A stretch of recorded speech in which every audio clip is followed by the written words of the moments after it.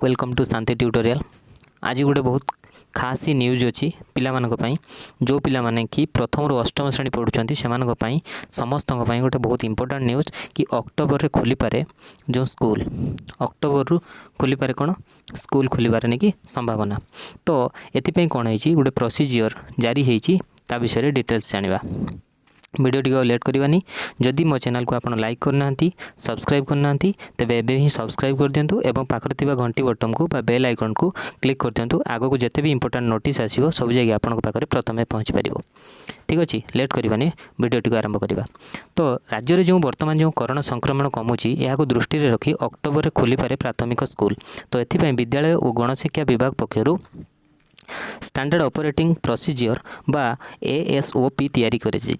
तो आसंता 15 दिन मध्य जदि कोरोना संक्रमण आउ वृद्धि न हुए तेबे अक्टोबर प्रथम सप्ताह किंबा दशहरा पर प्रथम रु अष्टम श्रेणी पर्यंत छात्र छात्री क्लासरूम पाठपढ़ा आरंभ हो। बहुत ही इंपोर्टेंट न्यूज।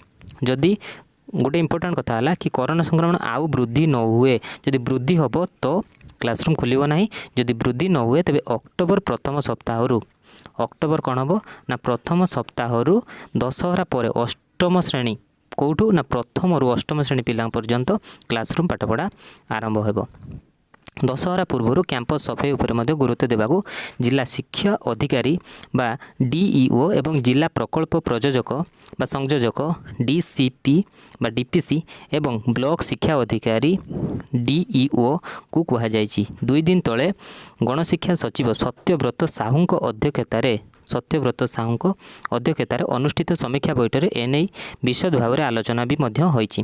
बैठक में मिलता सूचना अनुसार कि स्कूल खोलिबा नहीं कौन से समय चूड़ांत निष्पत्ति निया जाई पारे। ठीक अच्छे ना, राज्य सरकार ए नहीं चूड़ांत निष्पत्ति नेबे। तो एठू जानिले कौन आमे कि जो नेक्स्ट मासरे बा अक्टोबर मासरे स्कूल खोलिबा नहीं बहुत ही संभावना अच्छी। जो पिला माने प्रथम रु अष्टम श्रेणी जाए पाठ पढ़ुच से गोटे भल खुशी खबर कि आसंता मासरे स्कूल में भी खोली पारे। जदि कोरोना संक्रमण आउ न कमे न बढ़े तेबे स्कूल खोलिबा नहीं चूड़ांत निष्पत्ति नियाजिबो। रहिली, धन्यवाद।